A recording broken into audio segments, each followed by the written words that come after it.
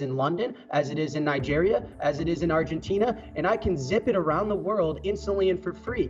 What we can do is take your dollars and escrow them around the world over the Bitcoin network. So think about this. What if I wanted to send money from Chicago to London? What we can do is take dollars out of your bank account, turn it into Bitcoin, zip that value to London instantly and for free. You blink, you'd miss it. It goes so fast and it costs nothing. And then we turn it back into British pounds. That's the innovation, and that's how we use Bitcoin, the monetary network.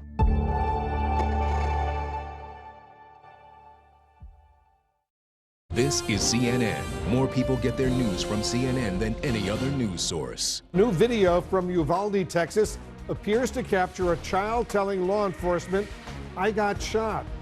A full week after the school massacre, there are now growing questions about police failures and delays, and victims' families are demanding answers. Also tonight, as gas prices here in the U.S. hit a record high, Treasury Secretary Janet Yellen tells me she was wrong about the path inflation would take when she downplayed the risk a year ago. Stand by for the full exclusive interview. And Ukraine says Russia now controls most of a key eastern city. Kremlin forces gaining more ground and blasting homes and communities into rubble. We want to welcome our viewers here in the United States and around the world. I'm Wolf Blitzer. You're in the Situation Room.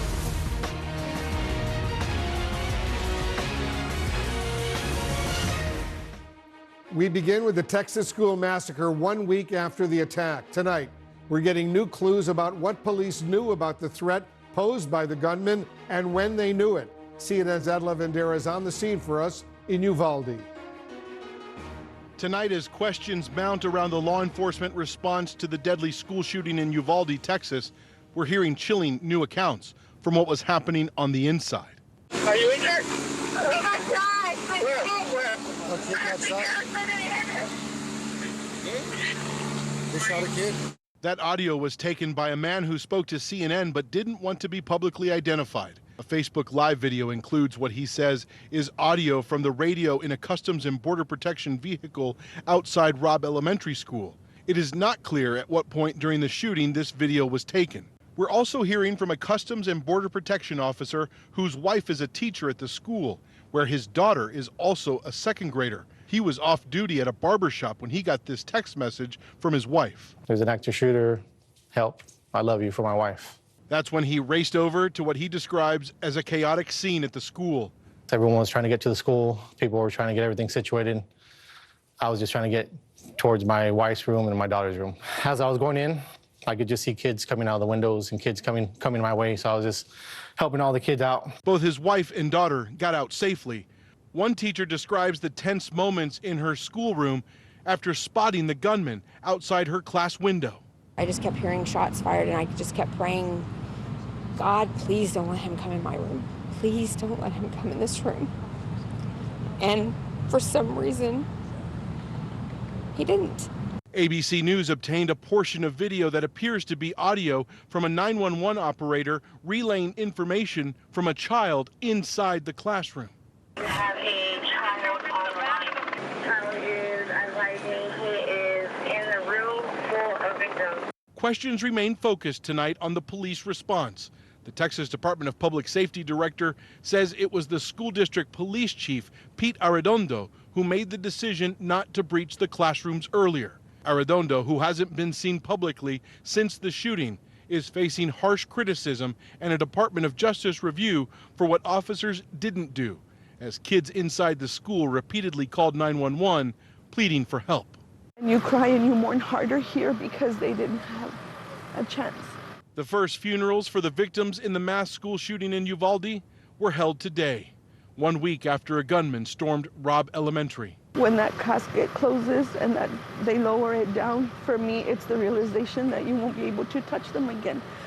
One more hug, one more kiss, one more goodbye. The funeral expenses for every family are being covered at no cost thanks to an anonymous donor, according to Texas Governor Greg Abbott.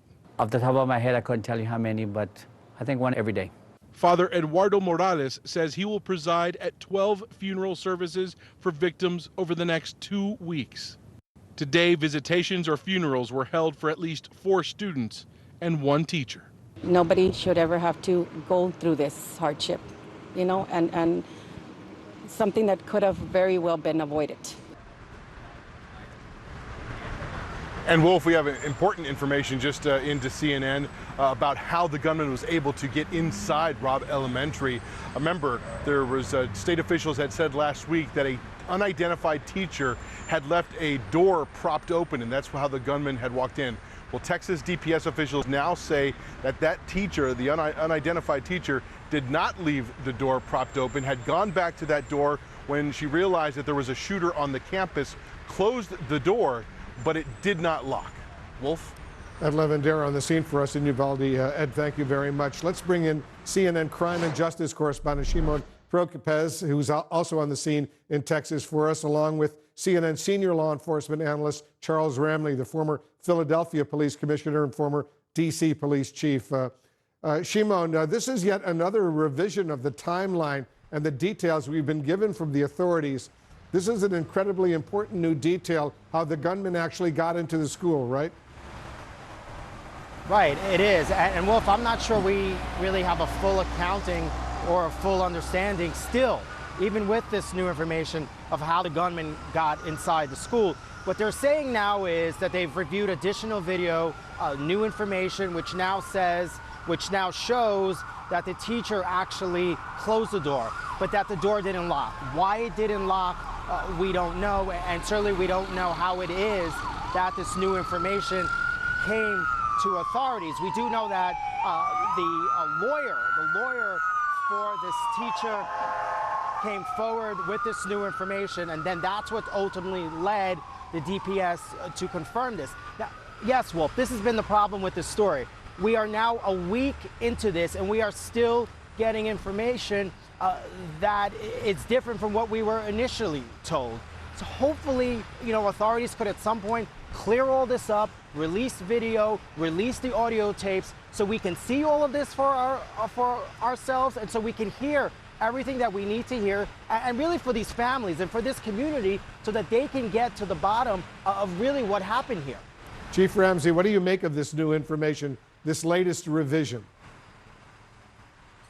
Well, again, it just points to the importance of DOJ conducting an investigation, which hopefully starts sooner rather than later. The story keeps changing.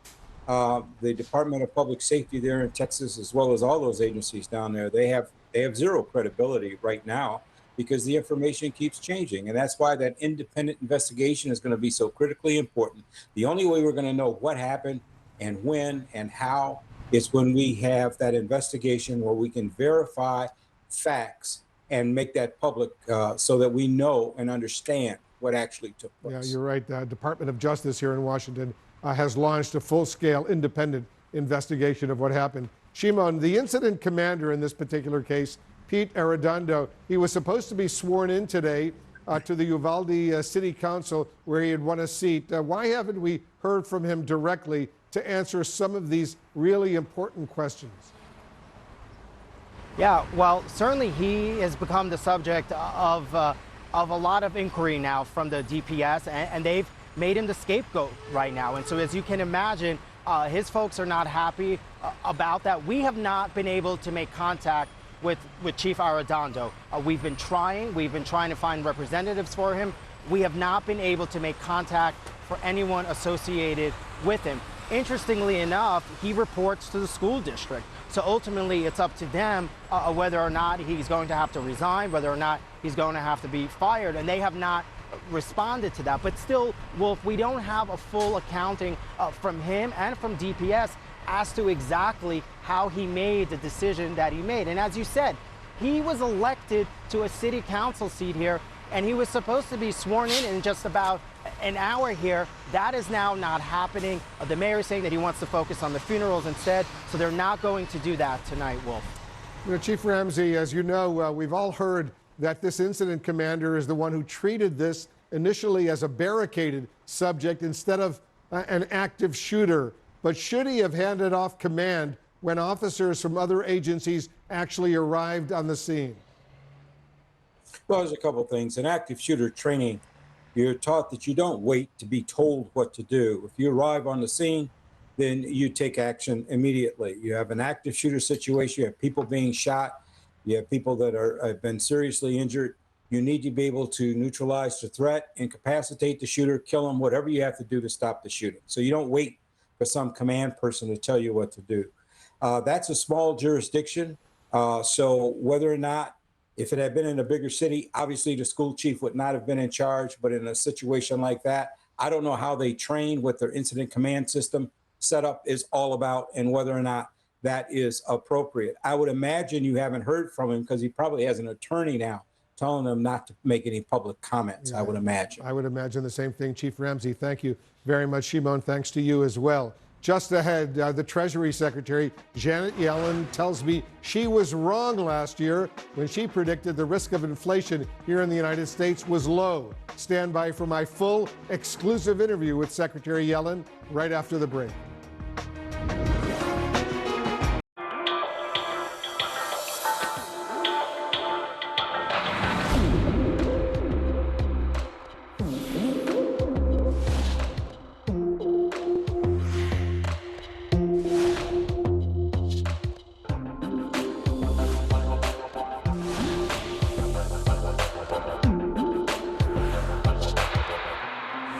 Africa Avant-Garde, Saturday on CNN in association with Access Bank.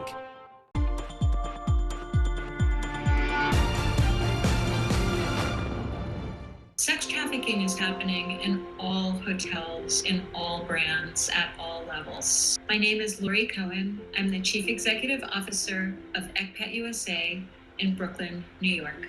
In our research, we recognize that so much of the child sex trafficking was happening in hotels because these were anonymous locations and traffickers felt that there was very low risk in being detected. In February of 2020, ECPAT USA partnered with Marriott International and with the American Hotel and Lodging Association to launch a free online training for people working in the hotel and hospitality industry. It was just before the pandemic, and we thought the timing was going to be terrible. But when we counted the numbers, 15 months into the pandemic, we were stunned to see that over 500,000 members of the hotel industry had taken the online training. And so even though it's an uncomfortable topic, there's a recognition that it's absolutely essential to protect children.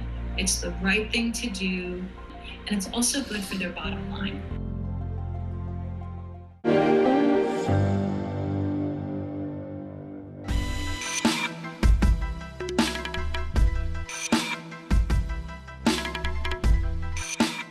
I'm Marlene Oberheide, and I am a lead solutions engineer at OneTrust ESG. What's really great about leaders coming together at events like this is that you can really have that conversation amongst peers. You can learn from each other's expertise. And at the end of the day, sustainability, to me at least, shouldn't be a competition between companies. It is about collaborating. It is about working together to be more sustainable, to reduce our carbon footprint, to achieve the targets that we need to achieve as society at large. And therefore, having events like this, having this exchange, having discussions, and learning most of all is very, very valuable, and it's great to be back face to face after COVID as well and be able to look each other in the eye and have those important conversations.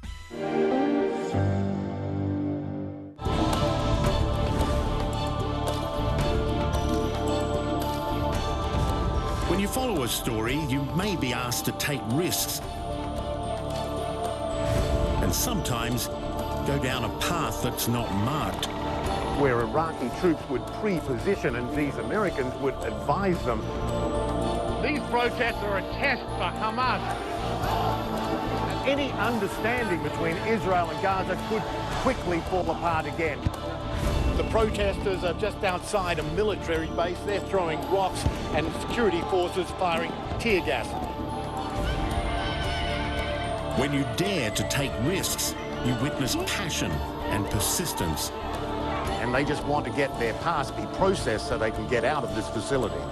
And that's where change happens. The one thing they have in common is a determination to keep going. It's a mystery that gripped the world. Please give our little girl back. 15 years later, a major break. Portuguese authorities have named a suspect. CNN investigates. Missing Madeleine McCann. Saturday. With inflation soaring and gas prices hitting another all-time record high here in the U.S., President Biden is now meeting with key members of his economic team and urging Congress at the same time to do more. Our chief White House correspondent, Caitlin Collins, is joining us right now with details. Caitlin, the Biden administration is clearly deeply concerned about sky-high prices right now. They are, Wolf, and they're not calling it a crisis, but they are acknowledging that it's a difficult time for Americans who are paying more for gas and paying more for groceries. And that is leading President Biden to say that fighting inflation is his top domestic priority at this time, though aides are only offering limited options on what the president can do to really bring down these numbers in the immediate future. And instead, they say that taming inflation is going to be the primary responsibility of the Federal Reserve. You saw President Biden meet with the Federal Reserve Chair Jay Powell in the Oval Office today for the first time since he renominated him. They talked about inflation, the fact that it's the #1 concern, and this massive challenge facing Powell, which is, of course, taming inflation while not sending the economy into a recession, which is a major concern for the White House. They know it's a concern for voters. It's their top economic priority right now. And so when you look at poll numbers, Wolf, you can see President Biden's numbers are in trouble because of how people view the economy. This Gallup poll that came out today that was just conducted over the last several weeks, only 1% believe the economy is in excellent condition. More view it in poor condition, despite the White House touting things like wage gains and job growth that is happening inside the United States. And it's also led these questions to the White House, Wolf, about whether or not they misled voters about inflation. Because, of course, it wasn't that long ago, just last summer, President Biden was saying things like this. Some folks have raised worries that this could be a sign of persistent inflation. But that's not our view. Our experts believe, and the data shows, that most of the price increases we've seen were expected and are expected to be temporary. Today, when they were asked, officials here at the White House were asked if it was a mistake to refer to inflation as temporary so many times as they did, Wolf. They did not say it was a mistake. They did say that it was uncertain and unexpected what eventually happened with inflation. They're certainly not using that term now, Wolf, as of course it is clear that they misjudged how long inflation would last. And that is why they say it's their #1 priority, of course, before the midterms in November. You're absolutely right. Caitlin Collins at the White House, thank you very much. Now to exclusive reaction to the president's new push to try to tackle inflation from the U.S. Treasury Secretary Janet Yellen. I spoke with her just a little while ago. And joining us now, the Treasury Secretary of the United States, Janet Yellen. Madam Secretary, thank you so much for joining us. As you know, President Biden says tackling inflation is now his top economic priority. But why should Americans trust him to address this problem now when he's been getting it so wrong for a year? A year ago, he said inflation would be temporary. You know, there have been a huge series of shocks to the economy that we didn't anticipate. Further variants of COVID that have impacted our economy, the Russia's war on Ukraine, which have boosted energy and food prices globally, the lockdowns that have occurred in China.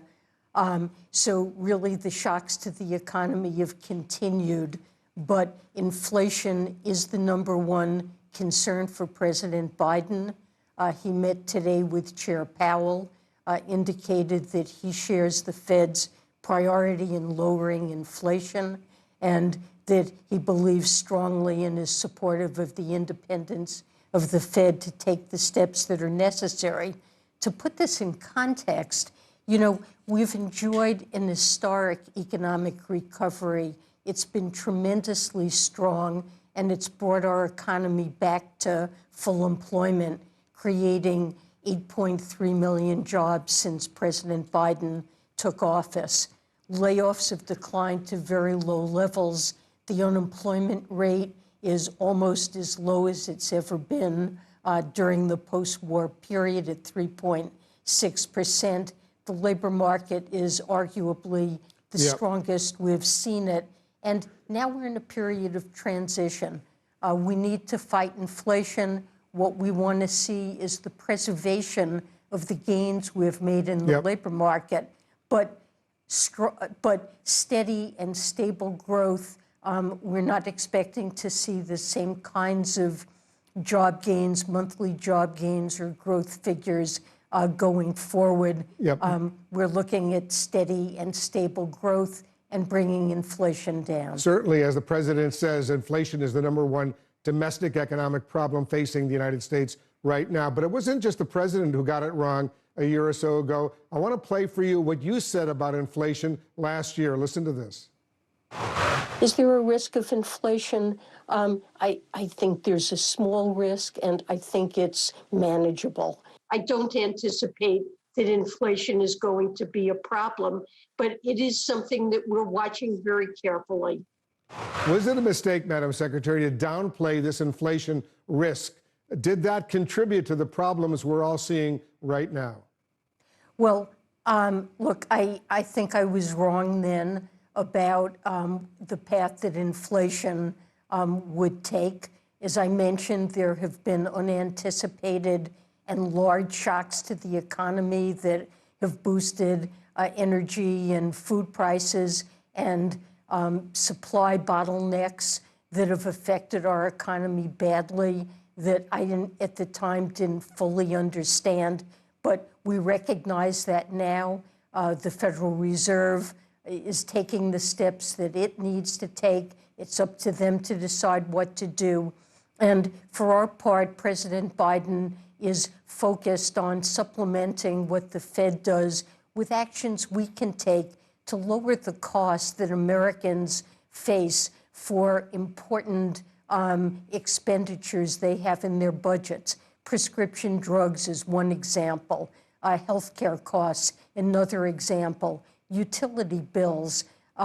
If Congress is willing to pass some of the proposals to boost the use of non-renewables, I think that can serve to bring down an important cost that households face. He realizes, we all realize, what an important and huge burden inflation is placing on American households. We've all seen the gas prices explode over the past year here in the United States, and which is a real problem, obviously, for so many.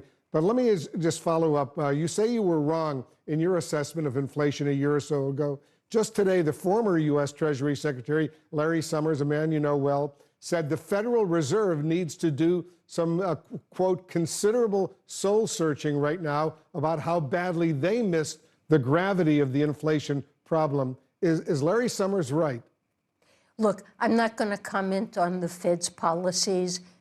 Chair Powell has made clear that he has every intention and believes, as I would, that the Fed has the tools to bring inflation down, and that's his focus.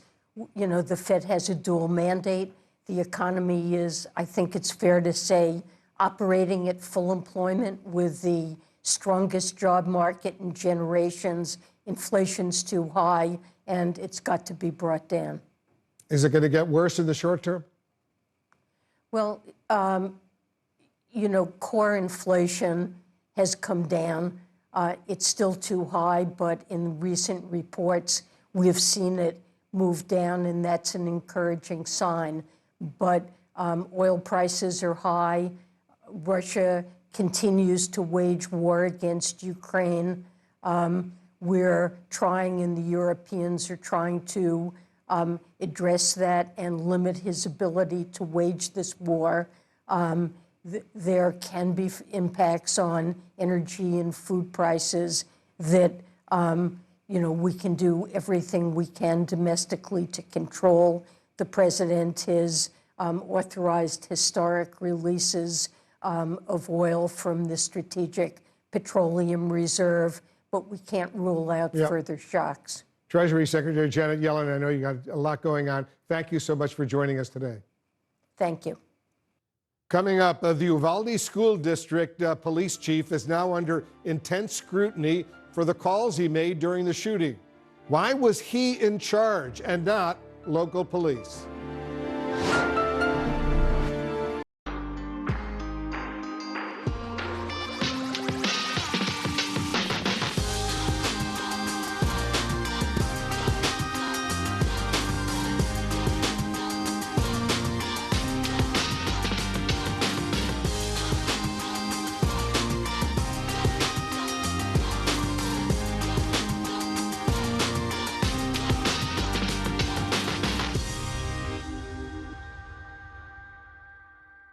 I'm Nick Payton-Walsh, outside of Kharkiv, Ukraine, and this is CNN. Across Africa, businesses are working together like never before. All new on CNN, Connecting Africa. Join me and Lenny Jokos as we crisscross the continent to show you how new connections are revolutionizing commerce in Africa. This month, Connecting Africa through technology. The fintech space in Nigeria and across Africa is really growing very well. Connecting Africa on CNN, in association with Afreximbank.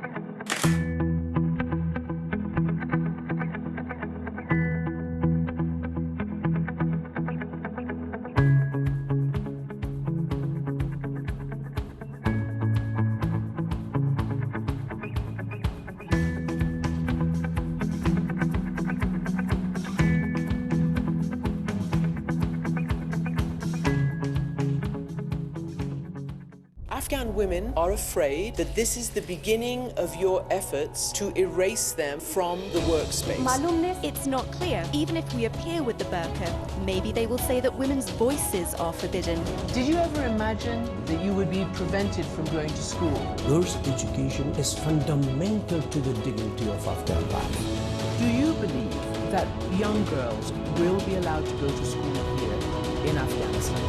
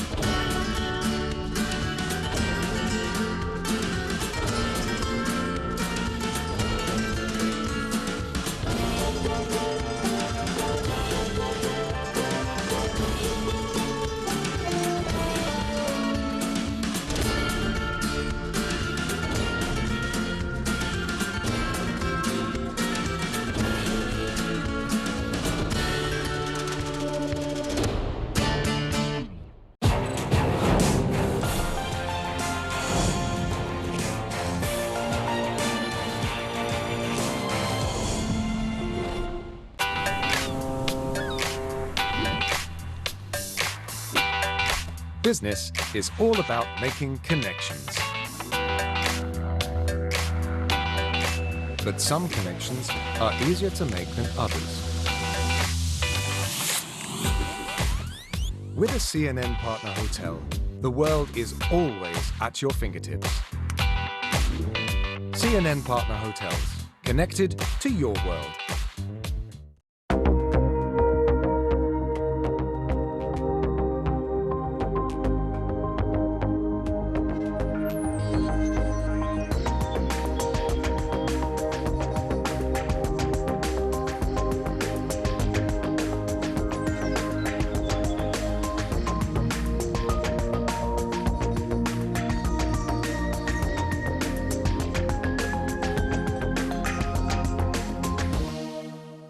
This is CNN. More people get their news from CNN than any other news source.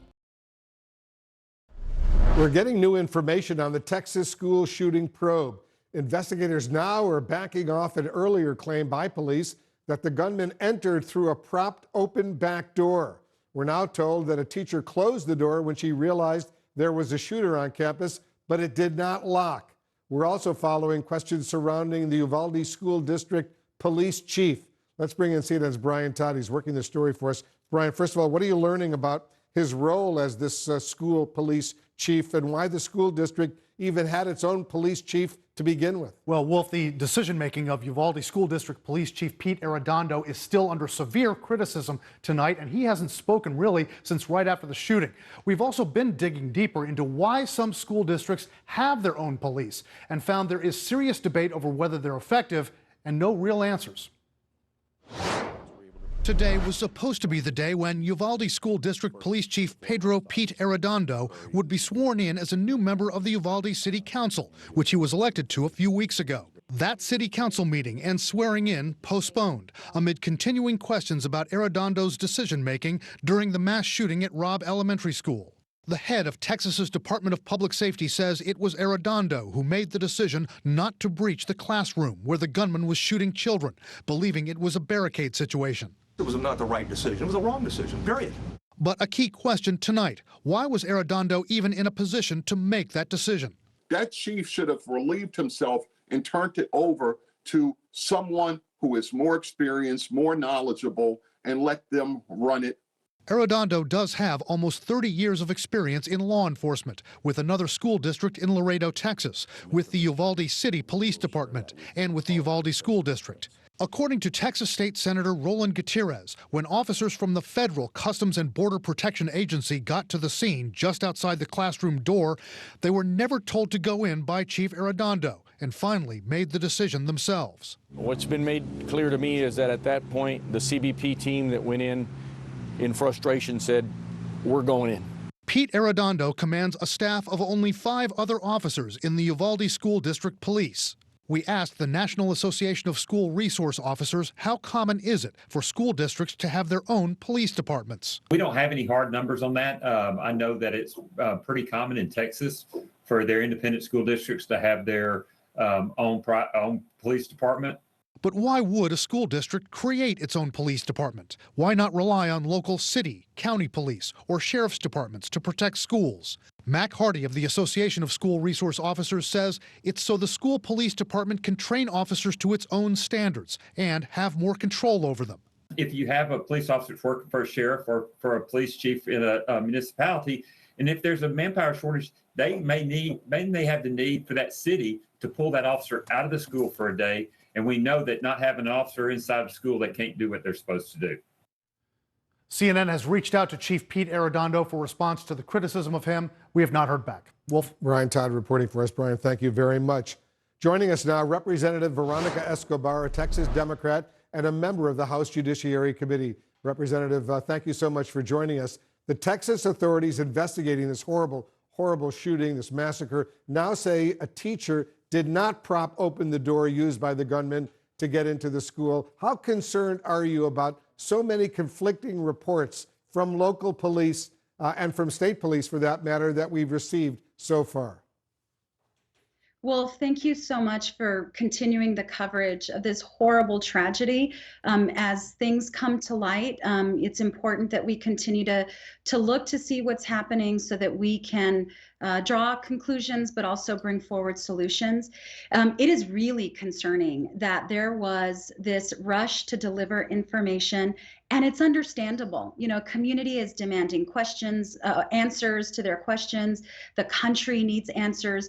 But you know what we have to count on from law enforcement especially is that they will wait to gather all the information and all the evidence before presenting specific information to the public.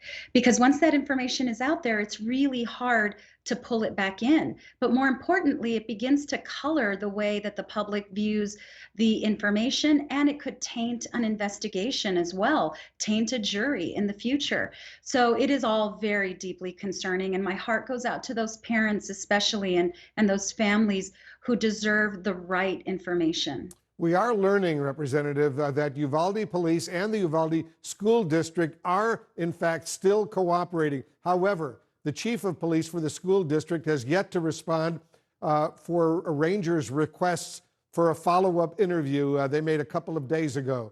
What's your reaction to that? That is unacceptable. We are put in positions of public trust, whether we are elected officials at the federal, state, or local level, or whether that public trust is in law enforcement. And the community of Uvalde deserves answers. It deserves a thorough, complete investigation. And every key piece of testimony and evidence will help those families get answers.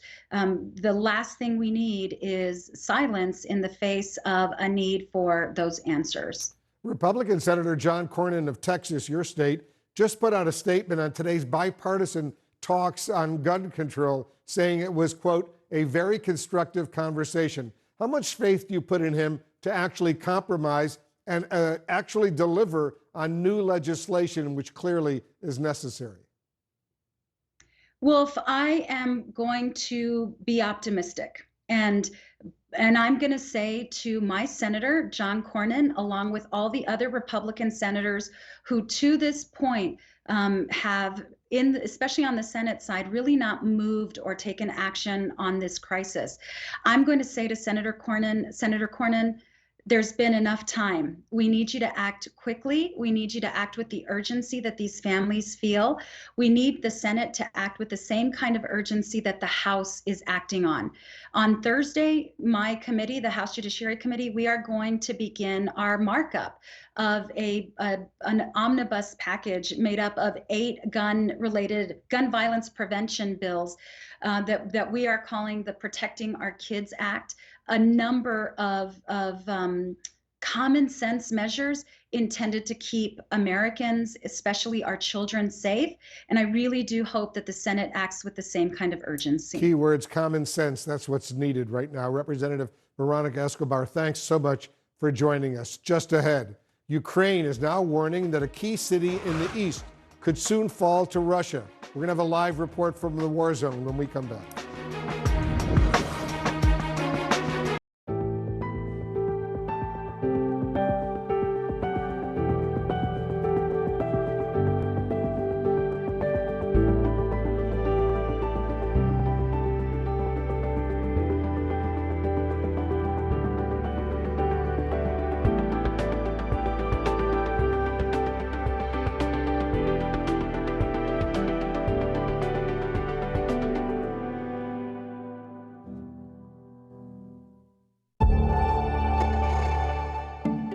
What are the leading companies going to be talking about in the next 2 to 3 years from a talent perspective? It will be about skills. It will be about the use of AI to help their people develop their skills and to transform organizations. We know that skills are becoming obsolete very fast because of the change in digital and the use of technology.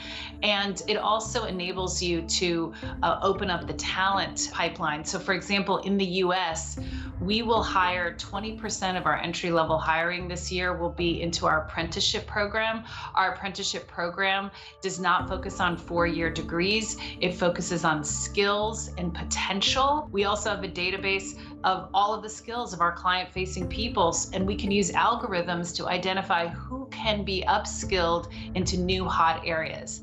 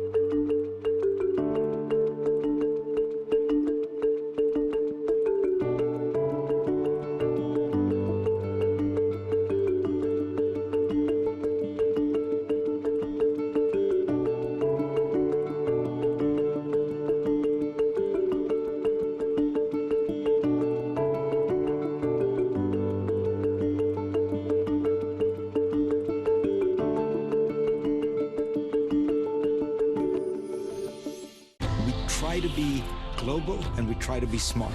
And we try very hard to get both of those every week. But I want to hear our authentic voices of people who are passionate or intelligent about a subject, who will make you smarter, move you emotionally, who will kind of challenge your mind or move your heart. And that's the consistency that we try to get at. Fareed Zakaria, GPS, Sundays on CNN. Ukraine is now warning that the Russians are on the verge of scoring a major victory in the Donbas region as Kremlin forces gain control over most of a key eastern city. For more on that, let's go to our senior international correspondent, Matthew Chance. He's joining us live from Kyiv right now. Matthew, give us the latest on the battlefield. Yeah, the battlefield when it comes to that key eastern city, the city of Severodonetsk, it looks very much like it's falling Russia's way. They've been making slow but significant progress over the course of the past several weeks.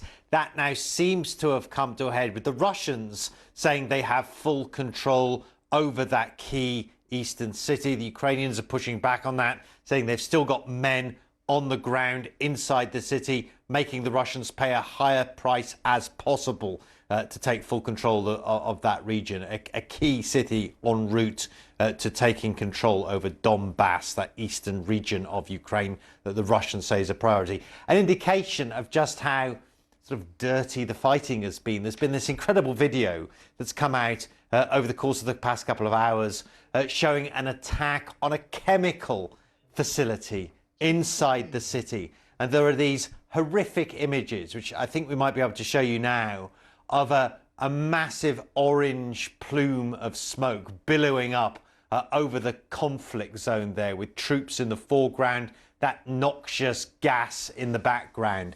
And it just gives you an idea of the hellscape that exists in that part of Ukraine as this fighting takes place.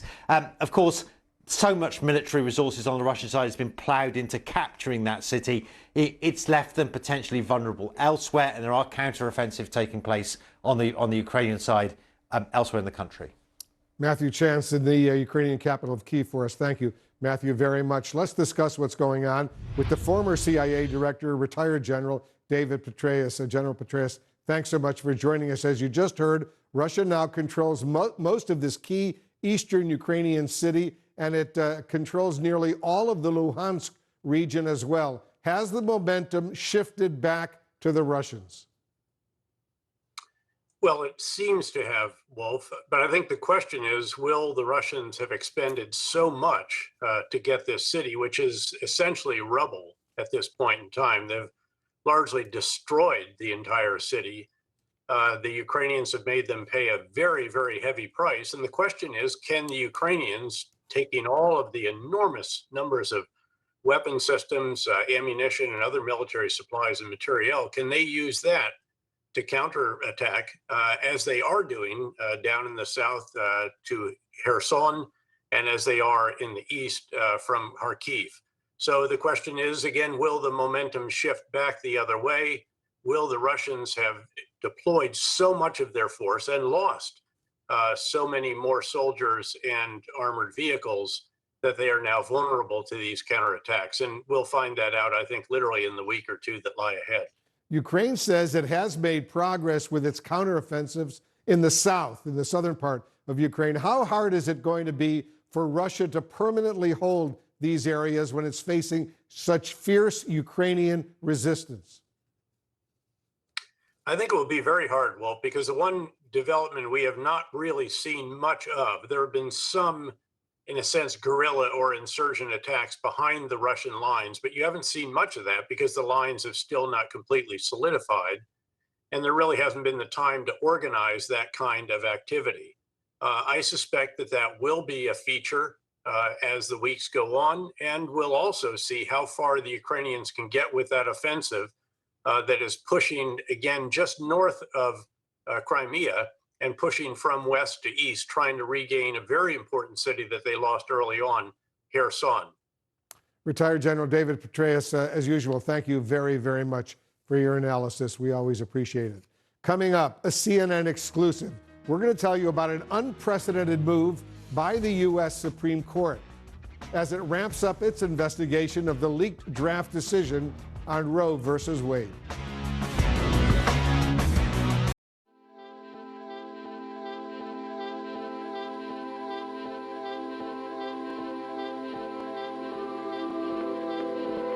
Almost all carbon emissions come from industries that shape our world. But at Standard Chartered, we believe progress doesn't have to cost our planet.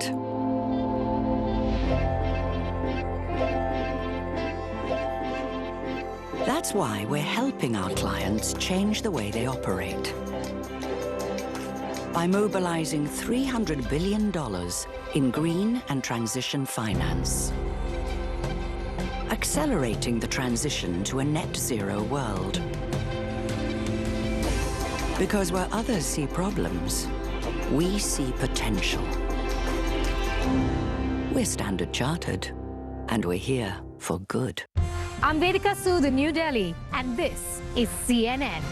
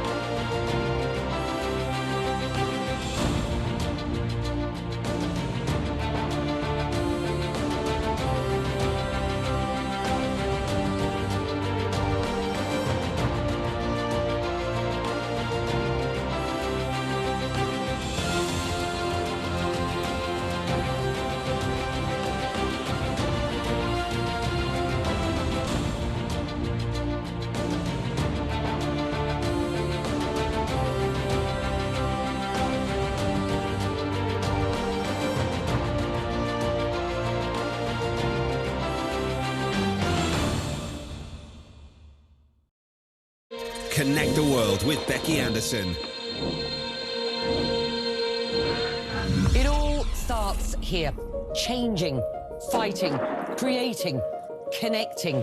That's why we're here. We live here, we work here, we're from here, and we'll go wherever the story takes us. I'm Becky Anderson in Tehran. We are in Jerusalem. Real news that shapes our world. Exploring not just what's going on, but why. I just want to press you on one further point. Getting perspective on this region from this region. Places that many of us know, but few of us get to see. Observing countries on the move, still rooted in tradition. It all starts here, and that's why we're here, bringing you the world from our Middle Eastern hub. Connect the world with Becky Anderson, today on CNN. Welcome to The Lead. We begin with breaking news. The United States has plunged into a recession. We're seeing infections at an all-time high. What's your reaction to that? Here are the facts. The Lead with Jake Tapper.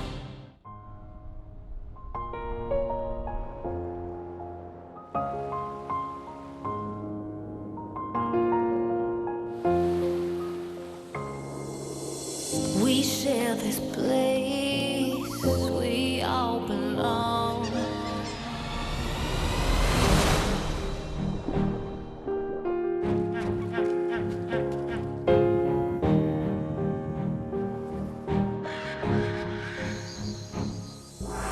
We have to restore this planet's soul.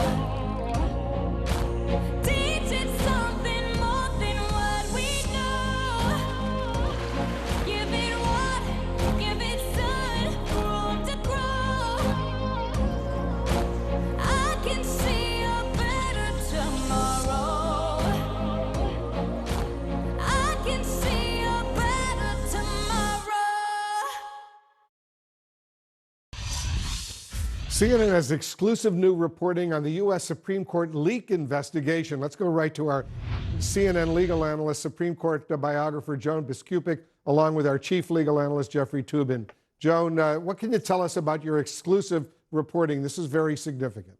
Well, Wolf, it means that over the last 4 weeks, since Chief Justice John Roberts launched an investigation of who would have turned over a copy of this major opinion purporting to reverse Roe v. Wade to Politico, that they have not made sufficient headway, that they're taking these dramatic steps now to seek affidavits from the law clerks and certain cell phone records. We still don't know the scope of what they're trying to get, but we know that this has alarmed the law clerks enough that they are looking outside to see if they should get outside counsel, independent counsel, to decide how to handle this.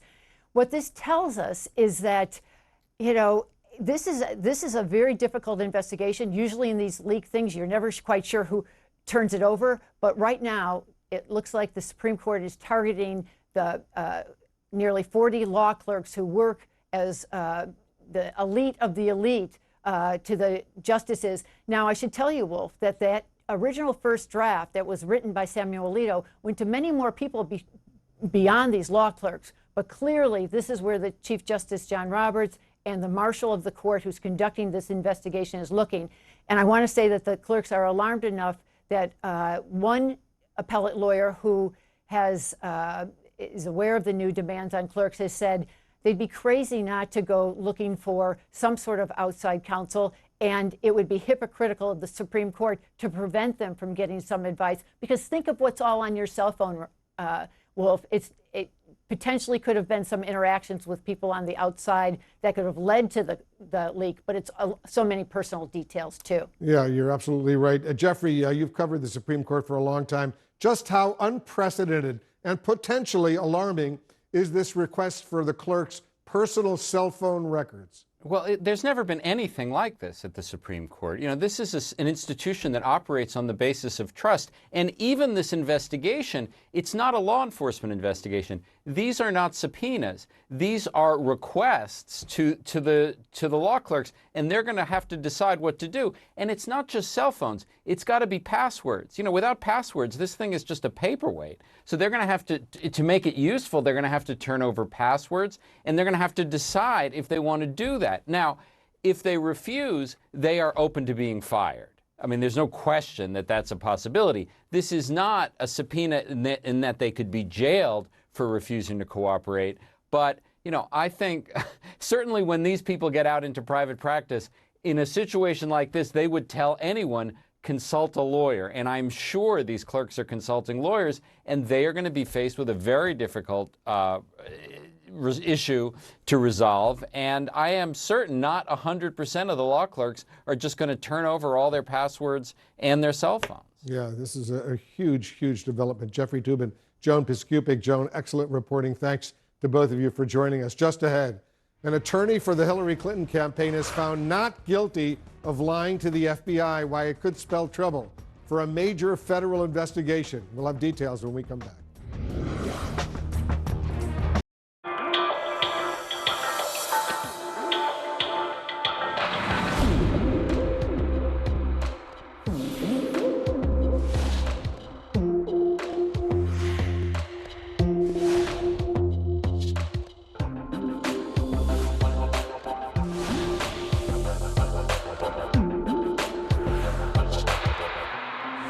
Africa Avant-Garde, Saturday on CNN in association with Access Bank.